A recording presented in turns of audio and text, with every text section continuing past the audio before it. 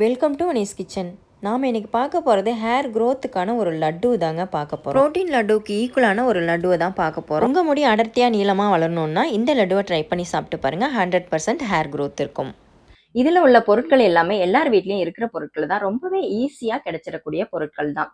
Simple and பெஸ்ட்டான ஒரு hair growth laddu தான் இன்னைக்கு நம்ம பார்க்க போகிறோம். ப்ரோட்டீன் லட்டுக்கு ஈக்குவலான முடி வளர்ச்சி இந்த லட்டுலேயும் இருக்குங்க. இந்த லட்டை ப்ரிப்பேர் பண்ணி வச்சு 1 மந்த்துக்கு ட்ரை பண்ணுங்க. உங்களோட ஹேர் க்ரோத் 100% இருக்குங்க. வாங்க இந்த லட்டுவை எப்படி செய்யலாம்னு பார்க்கலாம். நிறைய பேர் கேட்டிருந்தீங்க, ப்ரோட்டீன் லட்டுனா என்னக்கா? ப்ரோட்டீன் லட்டு அதில் தேவையான இன்க்ரீடியன்ட் வந்து எங்களுக்கு கிடைக்கல, பூசணி விதை, சூரியகாந்தி விதையெல்லாம் எங்களுக்கு கிடைக்கல, அதுக்கு ஆல்டர்னேட்டிவாக வேற ஏதாவது சொல்லுங்க அப்படின்னு கேட்டிருந்தீங்க. அவங்களுக்கான டிப் தான் இது. நாம இன்னைக்கு செய்ய போற ரெசிபி சிம்லின்னு சொல்லக்கூடிய எள்ளுருண்டை தாங்க செய்ய போறோம். எள்ளுருண்டையில அவ்வளோ சத்து இருக்குங்க. முடி வளர்ச்சிக்கு தேவையான எல்லா சத்தும் எள்ளுருண்டையில இருக்குங்க. இந்த லட்டுவுக்கு தேவையான இன்கிரீடியன்ட்னு பார்த்தீங்கன்னா ராகி மாவு, எள்ளு, வேர்க்கடலை, வெல்லம், இவ்வளோதாங்க. இதோட குவான்டிட்டின்னு பார்த்தீங்கன்னா அளவுன்னு பார்த்தீங்கன்னா 1 கிலோ ராகி, 1 கிலோ எள்ளு, 1 கிலோ வெல்லம், 1/4 கிலோ வேர்க்கடலைங்க. இப்போ இந்த ராகி மாவு வந்து தண்ணி ஊற்றி பிணைஞ்சு வச்சிடலாங்க.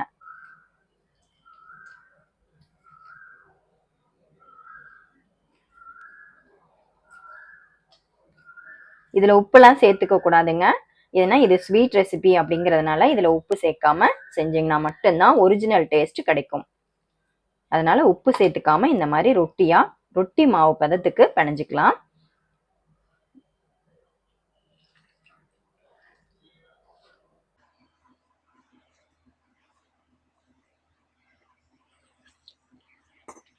இந்த பதத்துக்கு பிணைஞ்சாச்சுங்க. பாருங்க, இந்த அளவுக்கு இருக்கணும். ரொட்டி மாவு பதத்துக்கு பிணைஞ்சு வச்சாச்சு. இது இப்படியே இருக்கட்டும். எள்ளை வறுத்து எடுத்துக்கலாம். இப்போ நம்ம ஸ்டவ் ஆன் பண்ணி எள்ளை வறுத்து எடுத்துக்கலாம். இந்த எள்ளு பார்த்தீங்கன்னா சுத்தமான எள்ளா நான் கடையில் பாக்கெட் எல்லாம் வாங்கியிருக்கிறேங்க. கல் இல்லாம சுத்தமான எள்ளா பார்த்து வாங்கிக்கோங்க. இப்போ இந்த எள்ளை வறுத்து எடுத்துக்கலாம்.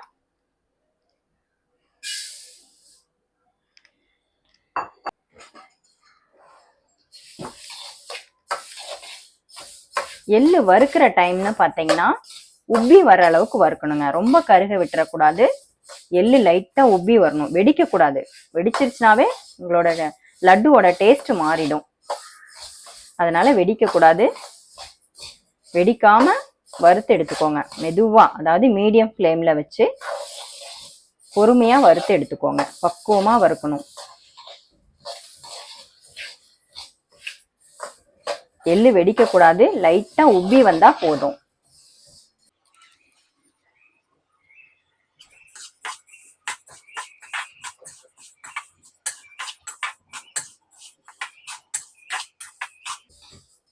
இதுல நீங்க ஏலக்காவோ வேற எந்த இன்கிரீடியன்ட்டும் சேர்க்கக்கூடாதுங்க. இதோட ஒரிஜினல் ஃப்ளேவர் போயிடும். இப்போ எள்ளு வறுபட்டுடுச்சுங்க. இப்போ வந்து ஒரு பிளேட்ல மாத்திரலாம். ஸ்டவ் ஆஃப் பண்ணிட்டு ஒரு பிளேட்ல கொட்டி ஆற வச்சுக்கலாம். எள்ளு பாருங்க, வெடிக்க கூடாது. லைட்டா உப்பி வந்தா போதும்.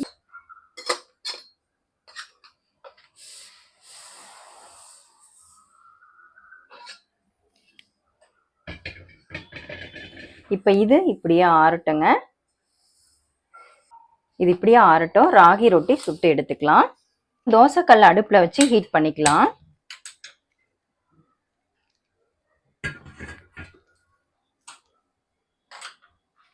இது மாதிரி வாழை இலை இல்லைன்னா பிளாஸ்டிக் பேப்பர், பிளாஸ்டிக் கவர் இருக்கும் இல்லையா, அந்த கவர்ல கூட நீங்க ரொட்டி தட்டுறதுக்கு ஈஸியா வரும். வாழை இலையா இருந்தா இன்னும் பெஸ்டா இருக்கும். இதுல வந்து லைட்டா ஆயில் அப்ளை பண்ணிக்கலாம். ஆயில் தடவிக்கலாம்.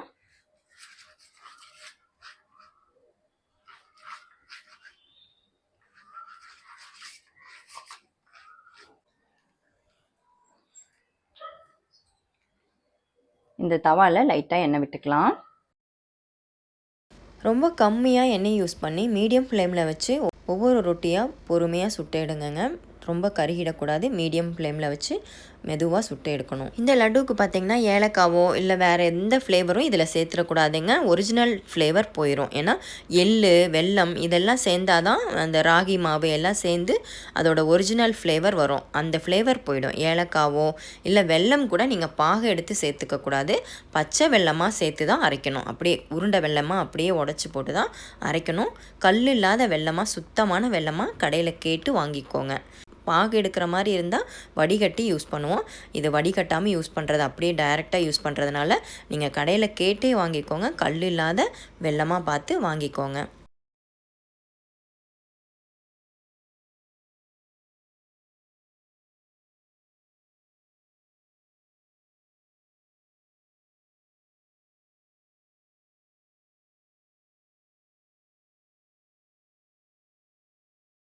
அவ்வளோதாங்க. நம்ம எல்லா ரொட்டியுமே சுட்டு எடுத்தாச்சு.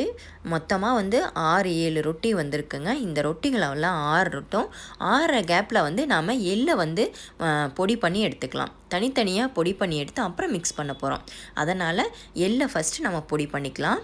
எள்ளு ராகி வேர்க்கடலை எல்லாமே தனித்தனியாக பொடி பண்ணி அப்புறம் மிக்ஸ் பண்ண போகிறோம். அதனால் எள்ளை ஃபஸ்ட்டு பொடி பண்ணி எடுத்துக்கலாம்.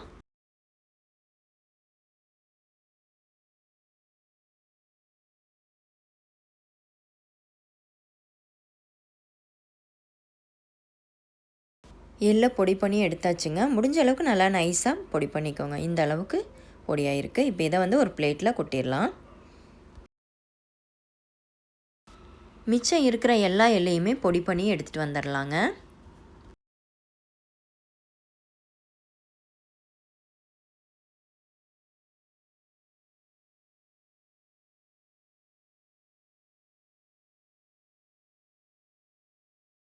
எள்ளு பொடி பண்ணியாச்சு. இதுலேயே வேர்க்கடலையை கொட்டி பொடி பண்ணிக்கலாம். 1 கிலோ எள்ளு 1 கிலோ ராகி 1 கிலோ வெல்லம் 1/4 கிலோ வேர்க்கடலை எடுத்துருக்குறாங்க. நீங்கள் 1/4 கிலோவிலேருந்து 1/2 கிலோ வரைக்கும் நீங்கள் எடுத்துக்கலாம். இதையும் பொடி பண்ணி எடுத்துகிட்டு வந்துடலாங்க. வேர்க்கடலை பொடி பண்ணி எடுத்தாச்சுங்க. இப்போ வேர்க்கடலை பொடியையும் எள்ளு பொடியையும் ஒன்றா சேர்த்து கலக்கிடலாம். வேர்க்கடலை பொடியை அந்த எள்ளு பொடி கூட சேர்த்து கலக்கிட்டோம்னா ராகி ரொட்டியையுமே பொடி பண்ணணும். அந்த ராகி ரொட்டியை பொடி பண்ணிவிட்டு அதுக்கப்புறம் இந்த பொடியையும் அந்த ராகி ரொட்டி பொடியையும் கலந்து மறுபடியும் வெல்லம் போட்டு அரைக்கணும். இந்த ப்ராசஸ் முடிஞ்சதுக்கப்புறம் ரெண்டும் நல்லா ஈவனாக மிக்ஸ் ஆகிற மாதிரி நல்லா கலந்து விட்டுருங்க. இப்போது ராகி ரொட்டியை இந்த மாதிரி பிச்சு பிச்சு போட்டு ட்ரை மிக்ஸி ஜாரில் இது மாதிரி பிச்சு பிச்சு போட்டு நல்லா பொடி பண்ணி எடுத்துக்கலாங்க. எந்த காரணத்தை கொண்டும் இதில் ஈரம் பற்றவே கூடாதுங்க. பட்டுடுச்சுன்னா பூஞ்சம் பிடிச்சிரும், டேஸ்ட்டு நல்லா இருக்காது. ரொம்ப நாள் 1 மாதம் வரைக்கும் வச்சுருக்கலாம். இதில் ஈரம் பட்டுடுச்சு அப்படின்னா சீக்கிரமாக கெட்டு போயிடுங்க. பாருங்கள், இந்த அளவுக்கு பொடியாக இருக்குங்க. ராகி ரொட்டி இந்த அளவுக்கு ஆயிருக்கு. இப்போ இதை ஒரு பவுலில் மாற்றிடலாம்.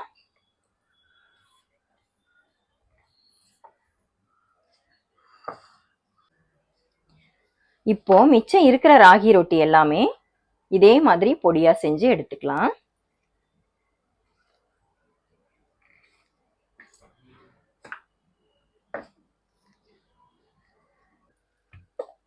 பாருங்க, இந்த அளவுக்கு பொடியா இருக்கு. இப்போ இதையும் இந்த பவுல்ல மாத்திரலாம். உரல்ல இடிக்கிறதா இருந்தா இது மாதிரி போடவே தேவையில்லைங்க. உரல்ல என்ன பண்ணுவாங்கன்னா ராகி ரொட்டி, வேர்க்கடலை, எள்ளு எல்லாம் சேர்த்து வெல்லம் போட்டு இடிச்சு எடுப்பாங்க. நம்ம மிக்சியில் அரைக்கிறது இது மாதிரி அரைச்சாதான் உங்களுக்கு அந்த பக்காவான உருண்டை கரெக்டான பதத்துல கிடைக்கும். இந்த அளவுக்கு பொடியாயிருக்கு ராகி ரொட்டி. ராகி ரொட்டி அரைச்சி பொடி பண்ணி எடுத்தாச்சு. எள்ளும் வேர்க்கடலையும் பொடி பண்ணி எடுத்தாச்சு. வெல்லம் பொடியா பண்ணி எடுத்து வச்சிருக்கோம். இப்ப இதையெல்லாம் சம அளவுல எடுத்து மிக்சி ஜார்ல சேர்த்துட்டு அரைச்சு எடுத்துக்கலாம். 3/4 கப் போட்டு அரைச்சிக்கோங்க. அளவுக்காக தான் இது. நம்ம எல்லாமே ஈக்குவல் அளவு எடுக்கணும் அப்படிங்கிறதுக்காக 3/4 கப்பு.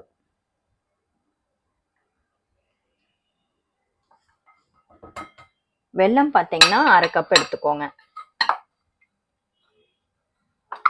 வெல்லம் 1/2 கப் எடுத்துக்கோங்க. 3/4 கப்பு 1/2 கப் ஆச்சு. வெல்லம் 1/2 கப் எடுத்துக்கோங்க. 1/2 கப்புக்கு 1/2 கப் வெல்லம். இப்ப இதை அரைச்சு எடுத்துட்டு வந்துடலாம்.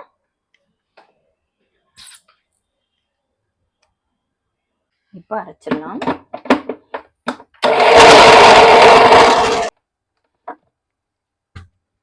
பாருங்க இந்த அளவுக்கு இருக்கு பாருங்க.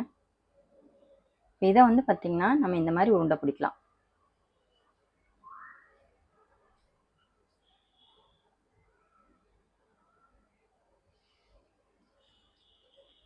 இந்த மாதிரி உருண்டை பிடிக்கலாம். இது எல்லாமே மொத்தமா அரைச்சு இது மாதிரி கலந்துட்டு அப்புறமா நம்ம வந்து உருண்டை பிடிக்க போறோம். இப்ப பாருங்க நம்ம எல்லாமே அரைச்சு முடிச்சாச்சுங்க. வேர்க்கடலை, எள்ளு, ராகி ரொட்டி, வெல்லம் எல்லாமே சேர்ந்து இந்த அளவுக்கு ஆயிருக்குங்க. இப்ப இதை வந்து நல்லா மிக்ஸ் பண்ணிட்டு அப்புறமா குட்டி குட்டி உருண்டைகளா பிடிச்சிடலாம். இதை வந்து நல்லா மிக்ஸ் பண்ணி விடணுங்க. நம்ம அளந்துதான் போட்டோம், இருந்தாலும் ஈவனா மிக்ஸ் பண்ணி விட்டுட்டு பிடிச்சோம்னா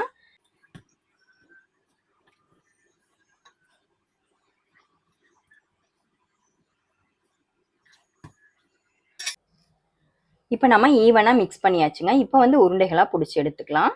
இதுல நீங்க நெய்யோ எண்ணெயோ எதுவுமே மிக்ஸ் பண்ணாம நீங்க வெறுமனையா கையில உருண்டை பிடிச்சிங்கனாவே உருண்டை பிடிக்க வருங்க.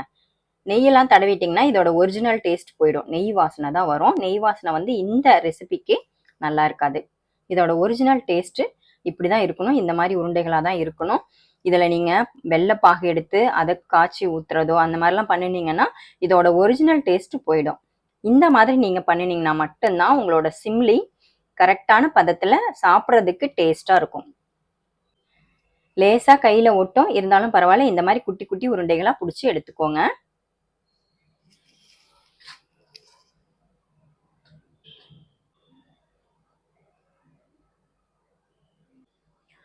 அவ்வளோதாங்க, நம்மளோட சிம்லி லட்டு ரெடி ஆயிடுச்சு.